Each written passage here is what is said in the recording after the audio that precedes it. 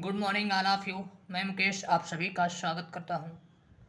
Tense की दूसरी class में, पहली क्लास में हमने प्रेजेंट इंडेफिनिट टेंस और प्रेजेंट कंटिन्यूअस टेंस के बारे में पढ़ लिया है।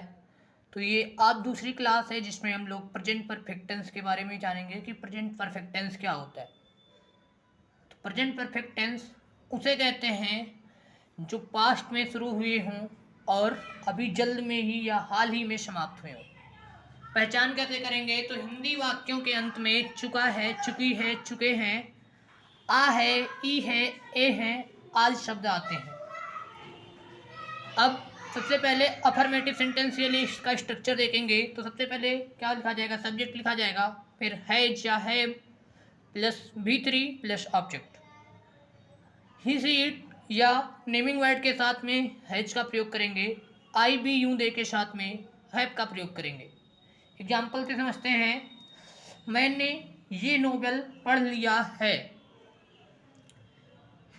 या है आया है तो ये प्रेजेंट परफेक्ट टेंस होगा। तो क्या हो जाएगा इसका translation? I have read this novel.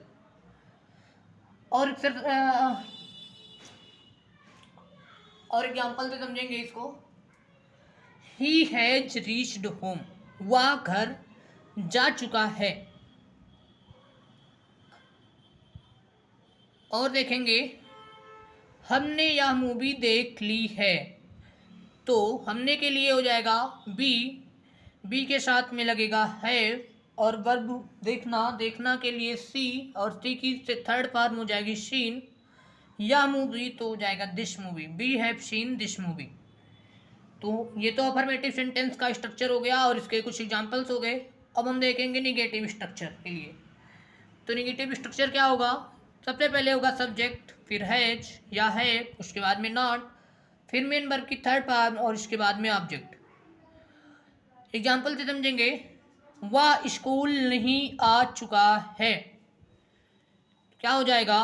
सबसे पहले वह है तो उसकी इंग्लिश ही के साथ में लगेगा हैज, फिर लगाएंगे नॉट और इसके बाद में आना की इंग्लिश कम, और कम की थर्ड फॉर्म भी कम ही होती है। तो ही हैज नॉट कम, कहाँ पे? स्कूल पे, to school. He has not come to school.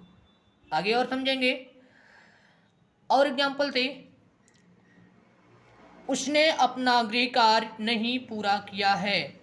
तो she has not done her homework. और एग्जाम्पल से समझेंगे। हमने अध्याय नहीं समाप्त किया है। तो क्या हो जाएगा? We have not finish the chapter. अब इंट्रोगेटिव स्ट्रक्चर क्या होगा? सबसे पहले आ जाएगा हैज या have plus subject plus B3 plus object. ये इंट्रोगेटिव फर्स्ट के लिए या कह सकते हैं हम या सारनो टाइप के लिए। तो सबसे पहले हेल्पिंग वर्ब होगी, फिर सब्जेक्ट होगा, फिर मेन वर्ब की थर्ड फॉर्म होगी और उसके बाद में ऑब्जेक्ट होगा। एग्जाम्पल से समझेंगे। क्या तुमने ये नोवेल पढ़ लिया है? तो have you read this novel. और एग्जाम्पल से देखेंगे। क्या वह स्कूल आ चुका है? तो क्या हो जाएगा? Has he come to school. Interrogative negative देखेंगे। तो इंट्रोगेटिव निगेटिव में क्या होता है? सबसे पहले हेल्पिंग वर्ब का प्रयोग करते हैं, फिर सब्जेक्ट लिखते हैं, इसके बाद में नॉट का प्रयोग करते हैं, फिर मेन वर्ब की थर्ड फॉर्म और सबसे लास्ट में ऑब्जेक्ट का प्रयोग करते हैं। एग्जाम्पल से समझेंगे। क्या वह अपना काम नहीं कर चुका है? तो क्या हो जाएगा?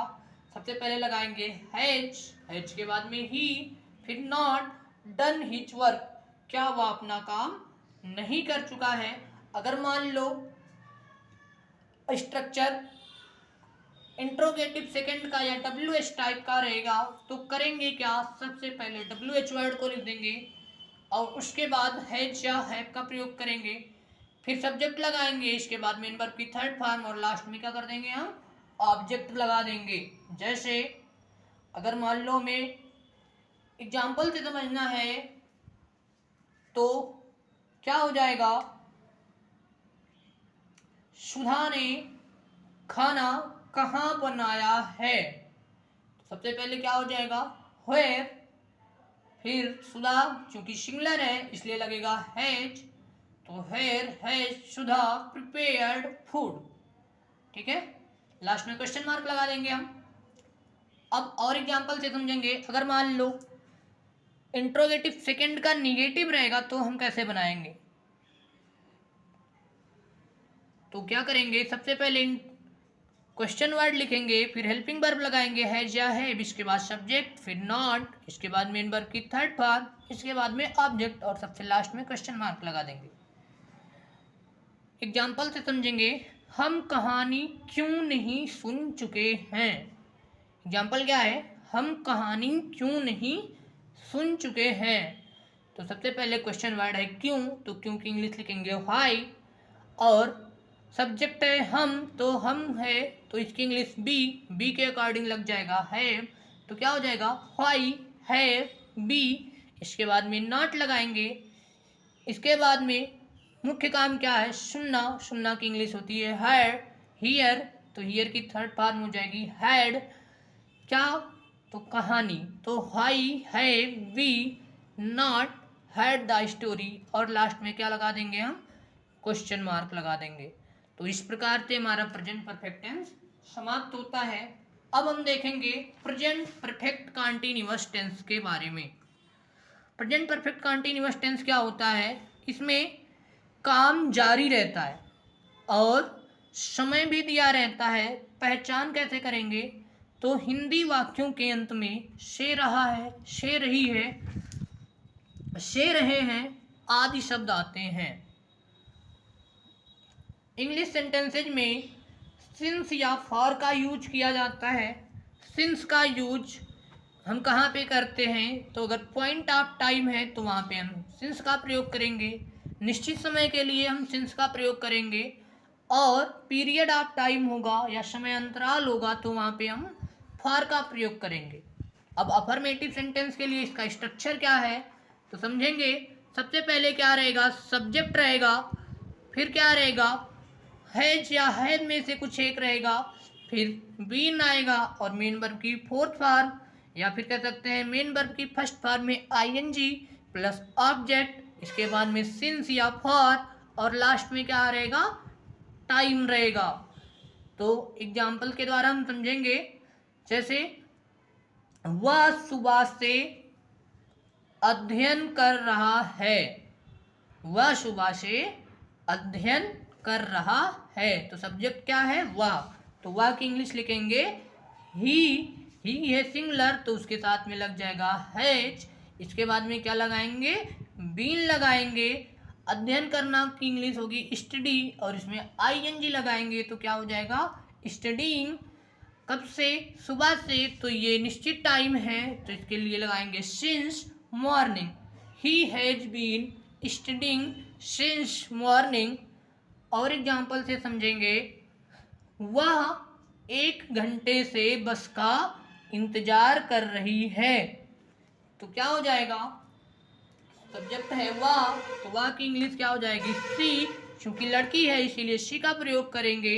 ठीक है, तो सी हैड बीन वेटिंग किसका, बस का, तो फॉर द बस, कब से 1 घंटे से, तो ये पीरियड ऑफ टाइम है और पीरियड ऑफ टाइम के लिए हम, या पीरियड ऑफ टाइम बोल दो या फिर निश्चित टाइम नहीं है ये, इसके लिए हम क्या लगाएंगे फॉर लगाएंगे। ठीक है, तो क्या हो जाएगा ट्रांसलेशन इसका, she has been waiting for the bus for an hour. अब अगर मान लो हमें निगेटिव सेंटेंसेज का बनाना है तो सबसे पहले हमें निगेटिव सेंटेंसेज के स्ट्रक्चर के बारे में पता होना चाहिए।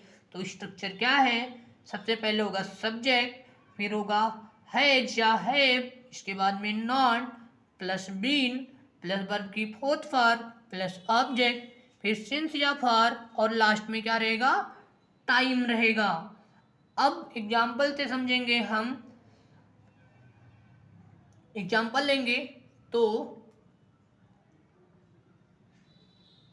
वह 1 सप्ताह से स्कूल नहीं जा रही है, तो इसका क्या हो जाएगा सब्जेक्ट है वह, तो वह के लिए लगाएंगे सी, सी के साथ में लग जाएगा हैज, तो सी हैज नॉट, फिर क्या लगाएंगे, बीन, जाना की इंग्लिश होगी गो, और उसमें लगाएंगे आईएनजी, तो क्या हो जाएगा, गोइंग।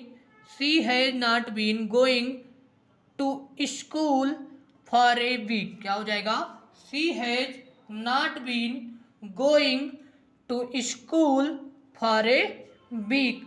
अब मान लो हमें स्ट्रक्चर बनाना है। इंट्रोगेटिव सेंटेंस के लिए स्ट्रक्चर देखेंगे, हैज हो जाएगा सबसे पहले, फिर सब्जेक्ट, फिर बीन, उसके बाद में मेन वर्ब की फोर्थ फॉर्म, और लास्ट उसके बाद में ऑब्जेक्ट, फिर सिंस या फॉर, और उसके बाद में टाइम। चूंकि इंट्रोगेटिव सेंटेंस है इसलिए लास्ट में हम क्या कर देंगे, क्वेश्चन मार्क लगा देंगे। तो क्या हो जाएगा, क्या वह सुबह से टहल रहा है, क्या हो जाएगा, वह है, तो वह के लिए लगाएंगे हम हैज, तो has he been walking since morning, क्या वह सुबह से टहल रहा है, तो has he been walking since morning. अब मान लो अगर इसका निगेटिव स्ट्रक्चर रहेगा तो उसके लिए क्या करेंगे, सेम रहेगा, बस क्या करेंगे हम, जो नॉट है इसका प्रयोग सब्जेक्ट और बीन के बीच में कर देंगे। तो एक बार स्ट्रक्चर फिर से देख लेते हैं। सबसे पहले हैज या हैव रहेगा, फिर सब्जेक्ट रहेगा, फिर नॉट रहेगा, फिर बीन रहेगा, उसके बाद में मेन वर्ब की fourth form plus object plus since या फॉर प्लस में टाइम और लास्ट में क्वेश्चन मार्क। अब एग्जाम्पल से समझेंगे। एग्जाम्पल क्या है,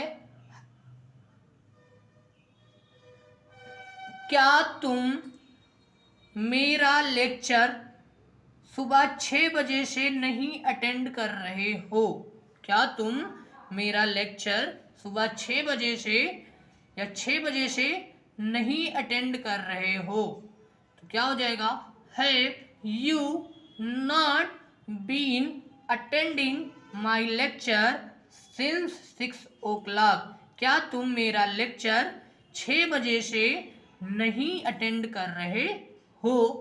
तो इस तरीके से हम ऐसे ही प्रेजेंट परफेक्ट कंटिन्यूअस के टेंसों का ट्रांसलेशन करेंगे।